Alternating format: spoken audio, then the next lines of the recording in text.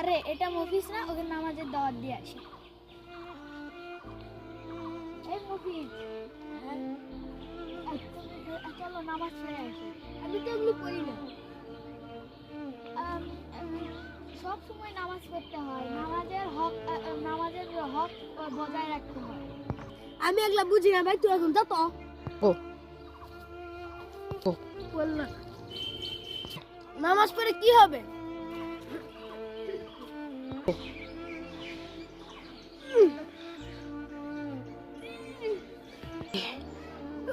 নামাজটা পড়ে আসি। ওই যে ওই ভাগ যায় বলি নামাজ পড়তে যাবো।